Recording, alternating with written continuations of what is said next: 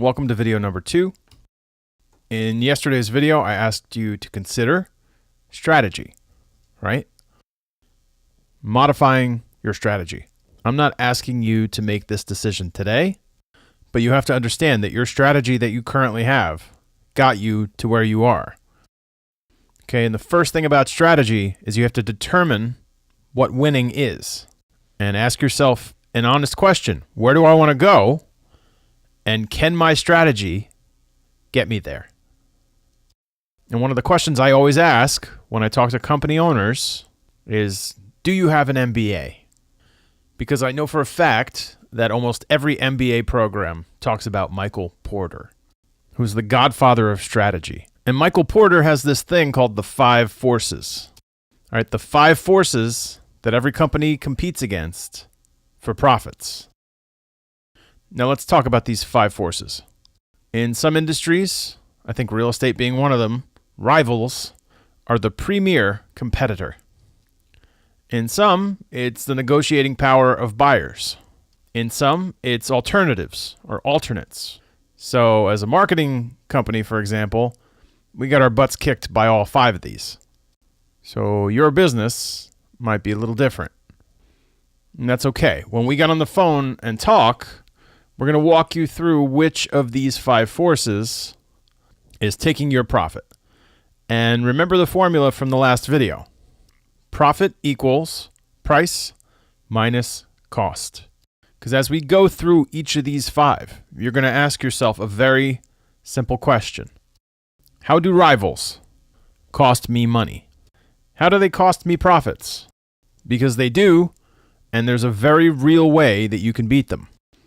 But if you don't have a strategy that can beat these 5 forces, that's the reason why you're never going to go from 10 million to 15 million, 50 to 70, whatever number it is you've decided in your mind. All right, so at a bare minimum, so you're here on the second video, and you know that you wake up every morning trying to grow your company's profits. You'll have to ask yourself an honest question. Did you know who you were competing against? Because if you can honestly answer that question, then you have to ask yourself the next question. For example, if you said, Rich, I don't know. I might have known rivals. I might have known alternatives. I didn't know the other 3. I wasn't thinking about it. Then you have to go back to your strategy that got you where you are and ask yourself, does my strategy beat these 5? Because here's the truth of your business. All right, pay attention. I like to use the word truth. I don't like to use the word secret. I like the word truths. You know why?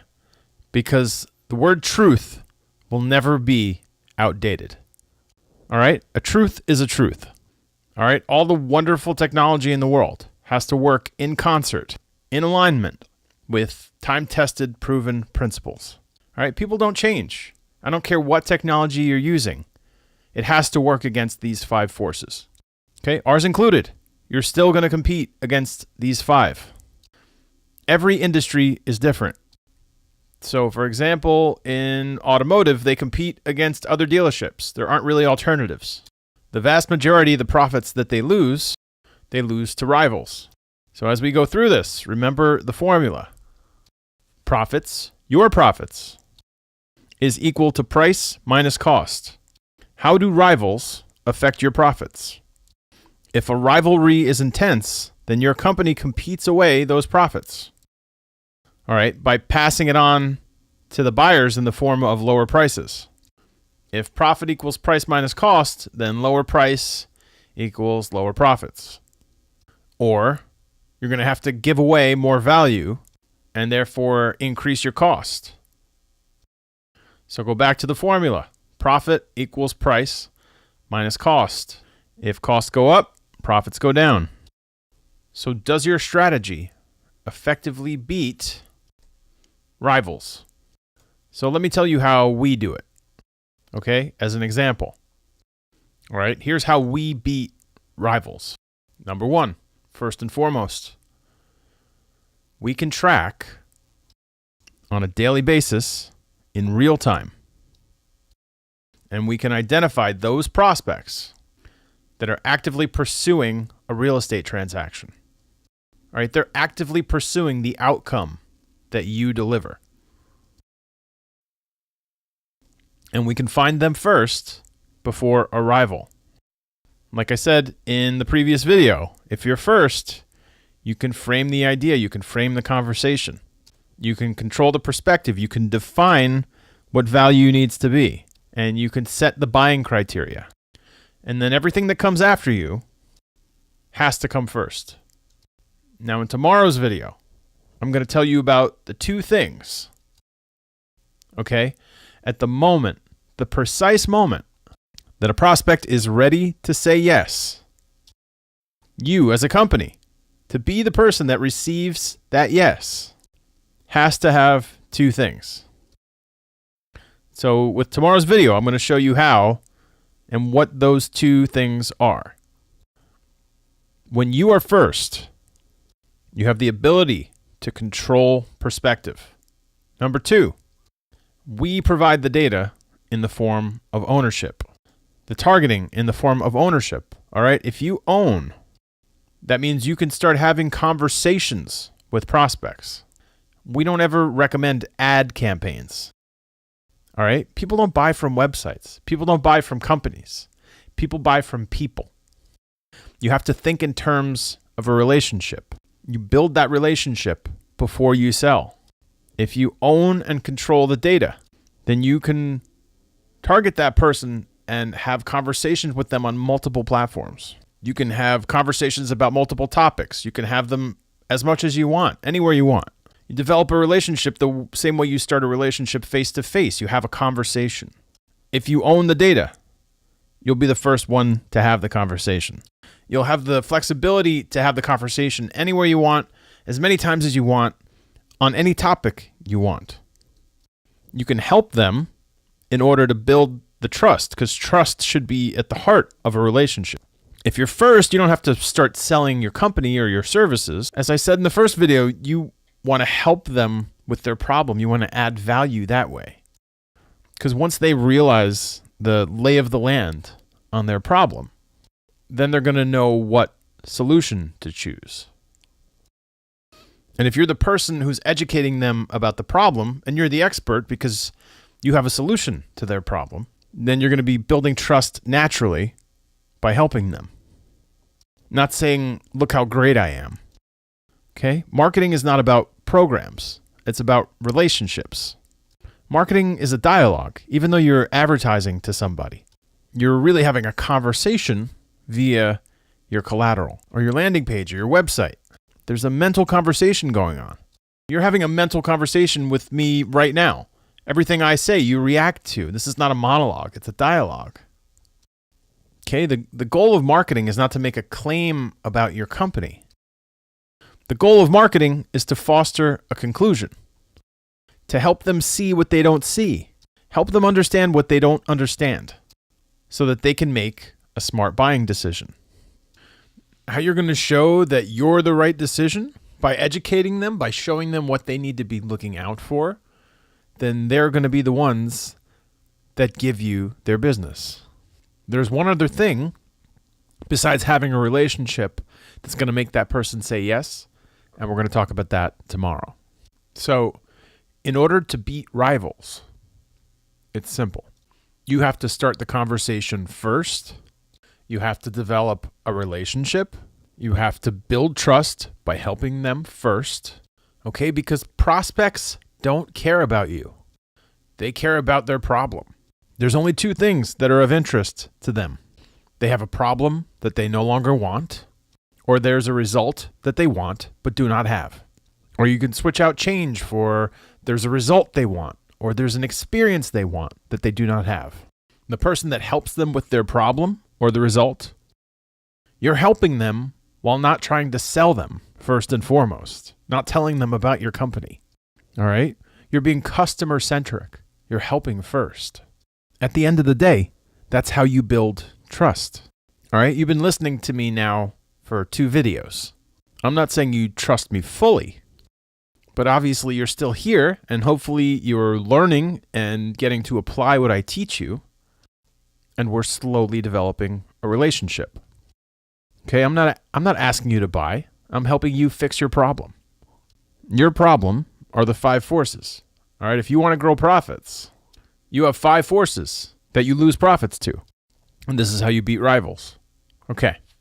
Now, powerful suppliers. You compete against suppliers.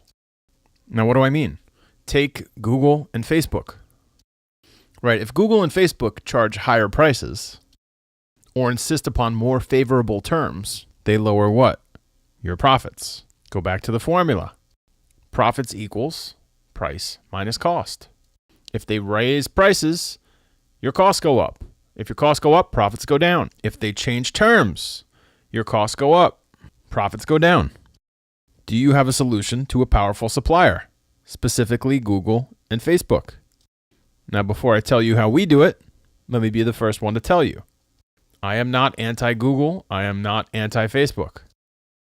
What I am is platform agnostic. Okay, you should use Google and Facebook.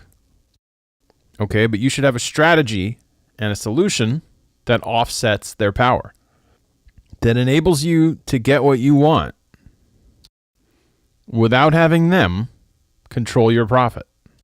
So, for example, when we have the targeting, when we own and control that targeting, then it's portable. So, for example, when we're uploading it to Google, and when we do, we get phenomenal results. Okay?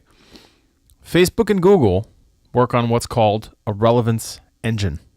They don't work on a high bid. It has nothing to do with how much you bid. Okay? Meaning they want to make sure that the ad they show is relevant to the prospect. They don't care about you as an advertiser.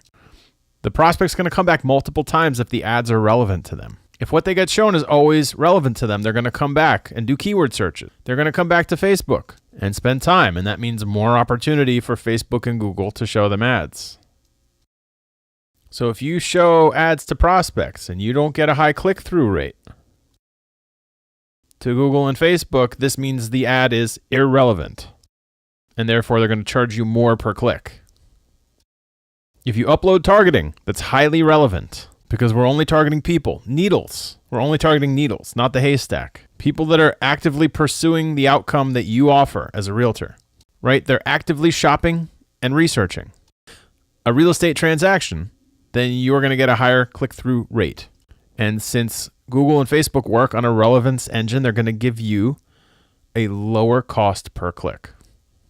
And that lower cost per click is going to result in a lower acquisition cost. So think about that formula again. Profit equals price minus cost. If you're the first one in the picture for this prospect, you're building that value with them. So you're going to have a better chance of getting that premium price from that prospect. And if you're not at the mercy of your supplier, Google and Facebook, then you're also going to be able to get a lower cost. Now, I'm not going to go into deep detail here about what we do, but that's just one of the ways. There's multiple ways that we can help you beat powerful suppliers. That's just one. So if you want to go ahead and schedule a quick exploratory call, you can do that and we'll go into tremendous detail. All right, the next one, powerful buyers. A powerful buyer forces prices down or forces higher value from you, therefore taking your profits. Right? If they ask for lower prices, profit equals price minus cost. If price has to go down, profits go down. All right, you're not getting a premium price anymore. Your profits go down. If they ask for more value, your costs go up. Costs go up, profits go down. This is why you're not making all the money you want. So how do you offset powerful buyers? So here's the first thing we do. If we know who's in market, then we know who to talk to. So we don't have limited prospects, which means our pipeline is always full. So if you're only getting a handful of people, then you're going to let them dictate terms to you, and you're going to let them dictate price, your commission. That's the first thing. It's like playing poker and having a small amount of chips. You're afraid to say anything because you're afraid to lose what little you have. Do you have a small amount of leads? Then you're going to have to kiss up to every prospect because you're going to be afraid that they're going to walk. Prospects know this. That's why they're powerful buyers. The true word for this is not powerful buyers. We had limited space on the slide. It's the negotiating power of buyers, right? Same thing. Powerful buyers. Their negotiating power goes away when they become one of thousands that you're communicating with. Number 2, and probably just as important as the first one. When you're able to start the conversation while they're researching their problem, and you're building a relationship, and you're having a conversation, and you're building trust, what happens to that prospect before they get on the phone with you today in 2018 is tremendously important. Because at each step, the prospect makes a decision. Do I believe that you're capable and trustworthy to get me to my destination? You see, this is the hardest thing for companies to understand. And this is something you can implement today, right now, in your marketing collateral, in your website, and in your sales. Prospects don't care about you. They care about solving your problem. They care about the result they're after. Their first motivation, first and foremost, is to make a smart buying decision. All right, it's human nature. Human nature demands, as a buyer, that you always want to make the best decision possible. Nobody wakes up in the morning and says, "Oh, I think I want to get screwed today financially. I think that'd be great." People want to get something for their money. They want to make a smart purchase. That's why they research before they just buy, before they just act. Right? This is not a simple purchase, a home, it's not a simple decision to sign with a realtor. We're talking about a complex thing. We're talking about things that have ramifications in the prospect's life. They have to take their time. Now, in that window of your sales cycle, there's the beginning, the middle, and the end. You have to meet them first and foremost where they are. And that is in the research stage of engaging in real estate transactions. If you can understand where they are, that's going to dictate how you communicate to them. If I walked up to a woman in a bar and I said, "Will you marry me?" And I could be the best looking guy in the world and the greatest guy in the world, and I am, but she's not going to marry me because she just met me. She doesn't know me. She doesn't know if she can trust me. She doesn't know if I have any value, if I have any redeeming qualities, and I don't know anything about her. So there's no way she can make a decision about me. So I have to meet her where she is. And where she is I want to meet a nice person. And let's take it from there. Let's see what happens. And that's where your prospects are. They want to meet a nice person, and they want to see where it goes from there. They want to be in a relationship with someone who can help them, who can care for them, who can fulfill what they're looking for. Whatever a good relationship is to you, it's the same thing for your prospects. So for you as a business, you have to meet them where they are. And where they are, in the beginning, is they want to make a smart buying decision. They want to make a smart buying decision about their problem. And they want to research it. They want to get an idea, the same way you're on a video for this many minutes, because you want to make a smart buying decision. You want to get a result that you don't have. That's why you're listening to me right now. Okay? Now, let's talk about threat of entry. Now, I know there are plenty of companies that are getting into your business every day. And new companies mean new rivals. New companies mean new alternatives. Okay, so what is the entry barrier? To protect real estate agents from newcomers, because they add new capacity. Rex, HomeBay, these are extra products that compete against yours. And more of these companies sprout up every day. And the same thing with substitutes. Now, I can tell you in marketing, there's tons of alternatives. Right? You don't have to just hire me. There's lots of things you could potentially do. Now, obviously, we think there's an advantage to us over all these other things, but it goes back to what I was just saying. If we're not communicating to you the value of what we do, then how can you measure us against an alternative? I'm sure in your area, in your region, in your market, there are companies that offer exactly what you offer in the same way you provide it. And what those other companies do is they rob your profits. Okay? So when you're communicating with prospects, you have to be able to help them. And at the same time, demonstrate how your value proposition stacks up against your alternatives, your rivals. One of the biggest problems I see from companies is that they do not know how to identify their value proposition. Okay, and they do not know how to express a value proposition. And your value proposition answers the question, if I'm your prospect, why should I buy from you? The center of appeal is want. So tell me, why should somebody work with you? Okay, and it has to be something they want. Now, if we know they're looking to solve a problem, and we know they're looking to get a result, you can't say something like, we care about our clients. Yes, that's appealing, but that's not something they want. If my hair is on fire and you do a great job of getting there on time, but not a great job of putting the fire out, does it really matter that you're expeditious in getting there? That's not something I want in a high interest way. It's valuable, but it's certainly not going to deliver the solution to my problem or produce the result I want, but do not yet have. Okay, so now if I were to sit down with you, and this is a conversation that we can have when we're on the phone, so I'm going to show you how to identify your value proposition. Okay, and I'm also going to ask you questions about level of exclusivity. And the greater the appeal, the greater the want, meaning the more they want it, all right, they want it in a high interest way, and the greater the exclusivity, they can only get it from you, that overlap is a powerful only factor.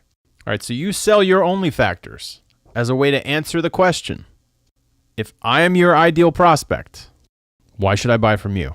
So as an example, I just told you, if you call me, when we get on the phone, I'm more than happy to help you, to show you how to effectively identify a value proposition for your company.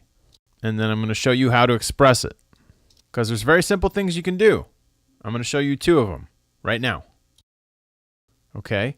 You may match a competitor on every dimension of value except one. Okay? And in that one, you need to excel. All right? I ask this question every time I get on the phone with companies. When does marketing start? Not what is marketing, but when does marketing start? Because marketing starts before you create the product. Meaning you built that specifically for somebody. You built your service. You built it for a particular person, for a particular problem they have, so you can deliver it. So when you look at things that you offer for appeal, for example, is it relevant? Is it important? Is it urgent? And then from your explanation, the prospect gets clarity. If you have an authentic value proposition, then clarity beats persuasion. You do not have to persuade people. You have to educate people. You have to communicate with people. You have to help them see it and understand it before they can even consider buying it. A lot of times I'll ask a business owner or a CEO, go ahead and shop your own company. Call up, pretend you're somebody else, ask them a simple question. If I'm your ideal prospect, if I'm someone that should work with you, tell me, why should I buy from you instead of your competition? Look at the people in your company. Look at your website. Look at your marketing collateral.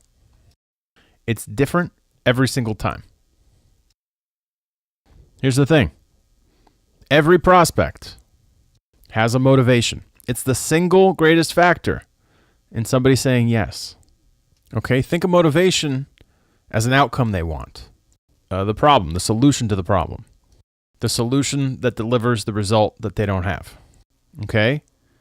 You got on these videos because you want to be more profitable. You want a result. Ultimately, that's not why you're on these videos, though.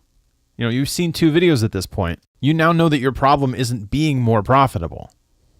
It's how do I beat the 5 forces to be more profitable? And the answer is you need a better strategy that directly attacks the 5 forces.